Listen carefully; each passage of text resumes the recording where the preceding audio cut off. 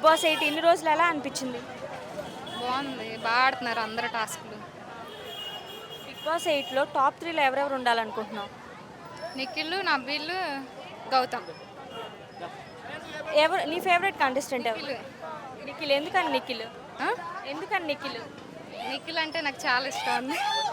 మరి టాస్క్లు అవన్నీ బాగా ఆడతాడు. బిగ్ బాస్ 8 ఇంకా లాస్ట్ 3 వీక్సే ఉంది కదా, ఎలా ఉండబోతుంది అనుకుంటున్నావు? ఏమో అందరి మధ్య పోటీ బాగానే ఉంటుందేమో అనుకుంటున్నాను.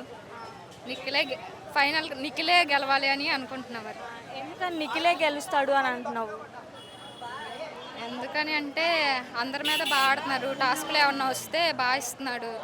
టాస్క్ అందుకని నిఖిల్ గెలుస్తాడేమో అనుకుంటున్నాను. మీరేమో నిఖిల్ టాస్క్లు అన్నీ బాగా చేస్తున్నాడు అని అంటున్నారు, నిఖిల్ విన్నర్ అవుతారు అని అంటున్నారు కదా.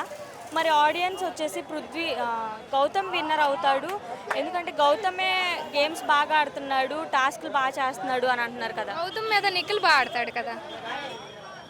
నా ఒపీనియన్లో నిఖిల్ గెలుస్తాడు అని అనుకుంటున్నా, విన్నర్ అవుతాడు. ఎలా అనిపించింది మరి ఓవరాల్గా బిగ్ బాస్ 8 అనేది? చాలా బాగుంది, ఎంటర్టైన్మెంట్గా ఉంది. సండే వస్తే ఎంటర్టైన్మెంట్ బాగుంటుంది. విష్ణు. బిగ్ బాస్ 8 మొత్తం మీద వరస్ట్ కంటెస్టెంట్ ఎవరు? వరస్ట్ అంటే తేజ అనుకుంటున్నా.